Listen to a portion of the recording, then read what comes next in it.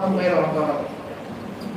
لله رب العالمين والصلاة والسلام على رسوله الكريم أما بعد وقال تعالى إننا كذلك نجزي المحسنين صدق الله العظيم محترم صدر جلسہ اور اساتذہ اکرام اور میرے پیارے بھائیوں، اگر آپ کو قربانی کی زندہ تصویر دیکھنا ہو تو حضرت ابراہیم علیہ السلام اور ان کے لب پہ جگر حضرت اسماعیل علیہ السلام کے جذبہ احسان اور قربانی کی طرف ایک طائرہ میں نظر ڈالیں گے۔ حضرت ابراہیم علیہ السلام بوڑھے ہو چکے تھے، کئی برسوں سے بے اولاد تھے، جب بے چینی حد سے بڑی اور اپنے ویران چمن میں ایک مہکتے پھول کی ضرورت محسوس کی تو اپنے رب کو پکارا، رب هب لي من الصالحين، اے خدایا مجھے ایک صالح بیٹا عطا فرما اور میرے چمن میں ایک پھول عطا فرما۔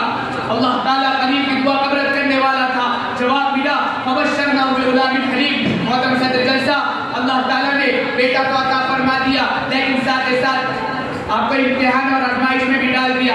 اللہ تعالیٰ کی طرف سے حکم آیا کہ اپنی بیوی اور بچے کو ایک صحرا میں چھوڑ آؤ۔ حضرت ابراہیم علیہ السلام ایک ایسی جگہ چھوڑ آئے جہاں دور دور تک آبادی نہ تھی، نہ پانی تھا، نہ کوئی سایہ دار درخت تھا۔ میرے پیارے بھائیوں، دن تو گزارا ہو گیا لیکن جب ساتھ کا دانا پانی ختم ہو گیا اور دودھ بھی خشک ہو گیا تو معصوم بچہ پیاس کے مارے تڑپنے لگا۔ حضرت حاجرہ جو پانی کی تلاش میں ادھر ادھر دوڑ رہی تھی مگر پانی نہیں ملا۔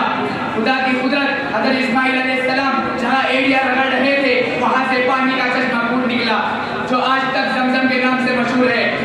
حضرت اسماعیل علیہ السلام کچھ بڑے ہوئے تو اسے ایک اور ایک امتحان لیا گیا۔ وہ امتحان تھا امید کا مرکز، بڑھاپے کی لاٹھی، لاڑنے اور ایک لوتے فرزند کو اللہ کی راہ میں قربان کر دینے کا۔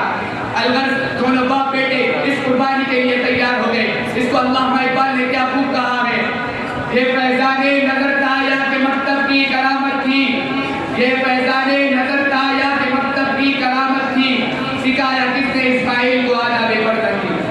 حضرت اسماعیل علیہ السلام کے آنکھوں پر پٹی باندھ دی گئی اور چھری چلا دی گئی تو غیب سے آواز آئی، اے ابراہیم تو نے اللہ کے حکم کو پورا کر دیا اور اس کے جگہ ایک بیٹے کو قربان کر دیا۔ اسی دن سے ہم مسلمان پر اللہ کی راہ میں قربانی پیش کرنا ضروری ہے۔ اللہ تعالی ہم سب کو ایک ایک